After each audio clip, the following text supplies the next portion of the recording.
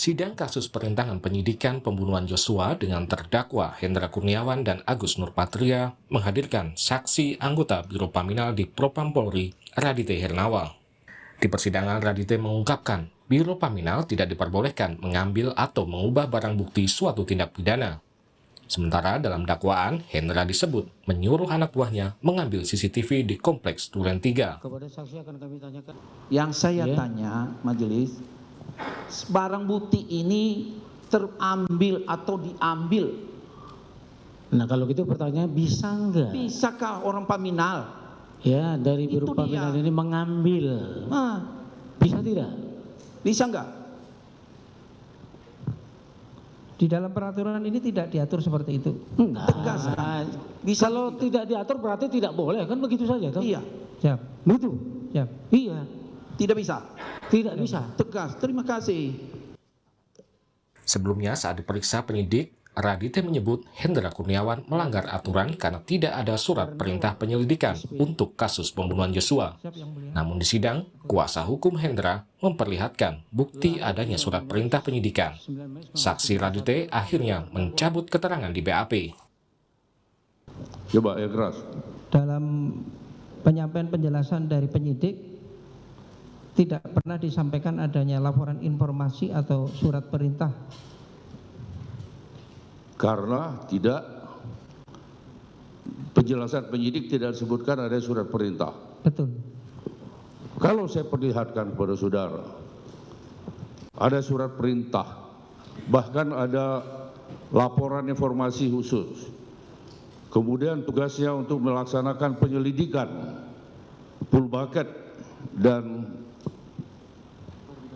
berklarifikasi terhadap kebenaran informasi tersebut di wilayah hukum Polda Metro Jaya, melakukan koordinasi dengan Bitpropam Polda Metro Jaya dan instansi terkait dan sebagainya.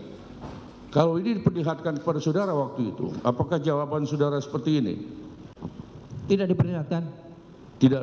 Kalau diperlihatkan, sekarang saya perlihatkan kepada saudara, kita baca di depan.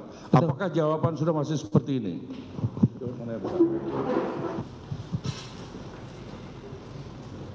Saudara mencabut keterangan itu karena apa?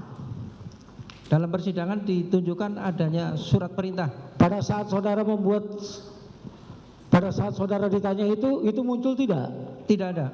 Pada saat tidak ada itu benar enggak keterangan saudara pada saat itu? Tidak. Iya. Namun jaksa meragukan surat perintah tersebut karena dikeluarkan pada 8 Juli 2022 atau bersamaan dengan waktu Brigadir Joshua dinyatakan tewas dan diterbitkan pada pukul 17 WIB atau di luar jam kerja kantor. Menyangkut menyurat di Biro Paminal, jam kerjanya itu dari jam berapa sampai jam berapa, itu yang kami tanyakan majelis. Karena surat tadi kan tanggal 8 Juli majelis, sementara kejadian tanggal 8 Juli, di BAP terdakwa Hendra Kurniawan itu jadi kolam pancing jam 5, itu yang kami tanyakan ke saksi ini. Jam kerja di Biro Paminal itu jam berapa terkait surat menyurat, itu yang kami Kalau surat menyurat sesuai ketentuan dari jam 7 sampai jam 3. jam 3 sore, cukup majelis. Ketentuan. Jam kerja ya. Selain Raditya, anggota Divpropam lainnya yang bersaksi di sidang Hendra dan Agus Nurpatria adalah Agus Sariful Hidayat. Tim Liputan, Kompas TV. Tanggal 11 baru 2:11 malam kami melakukan. Saudara, dua anggota Divisi Propam Polri bersaksi untuk terdakwa Hendra Kurniawan dan Agus Nurpatria. Apa saja keterangan yang disampaikan saksi? Akankah kesaksian mereka bisa memberatkan terdakwa? Kita akan bahas bersama dengan pakar hukum yang juga mantan Hakim Agung Gayus Lumbun. Prof, selamat malam Prof. Selamat malam Mbak Livia. Prof, bagaimana melihat jalannya sidang obstruction of justice kali ini? Apa kira-kira kesaksian dari saksi ini bisa menguntungkan terdakwa atau justru merugikan terdakwa? Ya, sebenarnya ini kan belum disebutkan saksi.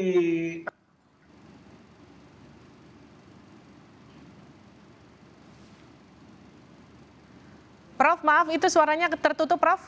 Boleh tolong diulang? Di unmute? Bentar ya. Baik, sudah Prof. Silakan Prof, dilanjut. Ya, belum itu. Sudah Sudah ya? Prof, silakan dilanjut. Ya, oke. Ya, ini saksi semua dari JPU. Jadi masih saksi yang memberatkan terdakwa mestinya begitu. Nah, tetapi tadi saya perhatikan juga ada yang membatalkan keterangan di BAP tentang Ya, seperti itu. Itu sah-sah saja, tetapi harus ditanyakan apakah ketika di BAP itu menandatangani BAP itu. Kalau ditandatangani, tentu itu menjadi pertanyaan besar. Kenapa ketika itu ditandatangani dan itu dibatalkan keterangannya? Hari ini dia disumpah.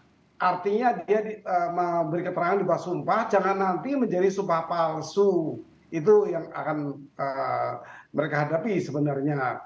Terancam di 242 itu sampai dengan 7 tahun, bahkan bisa 9 tahun. Itu perlu diingatkan itu. baik. Prof, tapi kan tadi di persidangan saksi bahkan menyatakan mencabut keterangannya di BAP dan menyetujui keterangannya yang ada di persidangan. Artinya sebetulnya ini menjadi menguntungkan bagi terdakwa, begitu kira-kira Prof? Ya tentunya kalau dilihat bahwa saksi ini saksi a charge ya, saksi yang memberatkan, dia merubah sekarang menjadi saksi yang tidak memberatkan. Sepertinya kalau berlawanan dia jadi tidak memberatkan terdakwa. Oleh karena itu hakim harus tegas menanyakan yang sekarang apakah bisa mau berubah lagi, dan Anda telah disumpah, tentunya itu. Baik, Prof, ini kan hal yang menarik di sidang ini kan salah satunya soal surat perintah penyelidikan nih Prof. Saksi sebut sebelumnya tidak ada, sehingga kemudian terdakwa dianggap menyalahi prosedur. Ini kan yang ditekankan oleh jaksa. Tapi kan ternyata tadi Pak Henry kan sempat menekankan dan juga membuktikan bahwa surat itu sebetulnya ada. Artinya nih jaksanya yang kurang teliti atau saksi yang sebetulnya memberikan keterangan yang tidak valid? Ya, tapi memang sering sekali saksi itu berubah-ubah tuh sering sekali. Kemudian kalau saya bicara mengenai surat itu kan bukti formal ya, tentu dikejar materialnya saja, isinya saja dia lakukan apa tidak dia lakukan sehubungan dengan surat perintah itu, seperti itu. Kalau surat perintah itu kan hanya formal, bukti formal saja. Baik, ini kan di surat perintah itu kan Prof tertanggal 8 Juli pukul 17. Ini kan 8 Juli itu adalah hari kematian Yosua, tewasnya Yosua. Apakah ini kemudian bisa jadi barang bukti yang membuktikan obstruction of justice? Ya kalau itu memang dibuat dan dibatalkan atau dibilang tidak ada, nah faktor tidak ada inilah merupakan penghalangan. Semestinya bisa digali dari situ menjadi tidak bisa. Nah, seperti itu memang. Tetapi ini kan harus, kalau biasanya dipanggil penyidik itu untuk hadir ke persidangan pada kesempatan lain yang menyatakan ada tidak surat itu. Jadi ini berkaitan dengan proses ketika itu supaya jelas ya, tentunya diundang penyidik dihadirkan di persidangan untuk memastikan ada apa tidak surat perintah itu. Baik, Prof, ini kan lagi-lagi kalau kita mengikuti jalannya sidang, saksi kemudian mengubah keterangannya di persidangan yang berbeda dengan di BAP. Apakah kemudian termasuk saksi ini Radite salah satunya, apakah kemudian ini juga jadi bukti bahwa tekanan itu juga memang sudah terjadi bahkan ketika proses BAP itu berlangsung. Artinya tidak hanya kepada saksi yang juga jadi terdakwa, tapi juga saksi-saksi lainnya. Nah kita perhatikan apakah saksi itu berkata jujur apa tidak dengan keterangan ini. Kalau dia berkata jujur, tentunya memang ini bukan pengkondisian. Tapi kalau ini ada hal-hal yang disampaikan oleh saksi, tentunya ini akan menjadi kerja. Tapi semua ini menjadi kerja berat JPU lah saya pikir, karena JPU yang menghadirkan saksi-saksi ini. Nah, belum lagi nanti penasihat hukum akan menghadirkan juga saksi. Kemudian yang masih diperlukan kan ahli nanti. Ahli diperlukan untuk mengukur. Kalau bisa diperiksa tentu ada surat perintah, kan begitu nanti.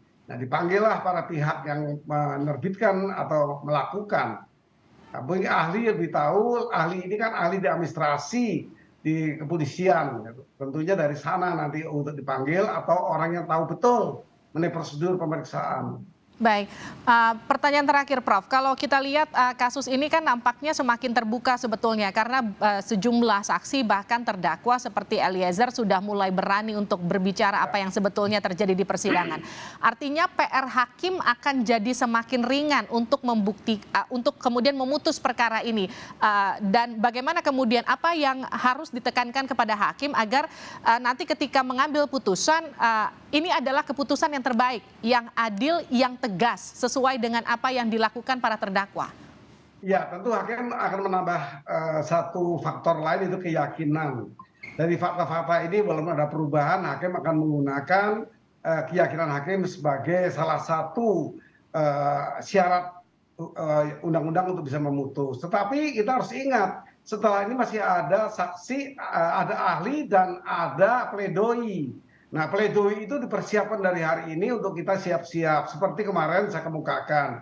Saya tidak mendengar pertanyaan kepada Eliezer, apakah ketika diperintah menembak itu menembak mati atau hanya menembak. Ya, ini perlu jelas, karena ini pledoi akan ke sana nanti bahwa dia tidak memerintahkan untuk menembak mati. Kenapa nggak ditembak kaki saja? Ini kemarin saya ingatkan, mudah-mudahan di sidang berikutnya tadi mestinya apakah ada baik penasihat hukum, JPU maupun hakim menanyakan itu, sehingga nanti para pledoi bisa diantisipasi. Baik, terima kasih Prof telah bergabung bersama kami di Sapa Indonesia Malam. Mantan Hakim Agung Gayus Lumbun telah bergabung bersama kami. Ya, Terima kasih. Selamat sore. Selamat sore.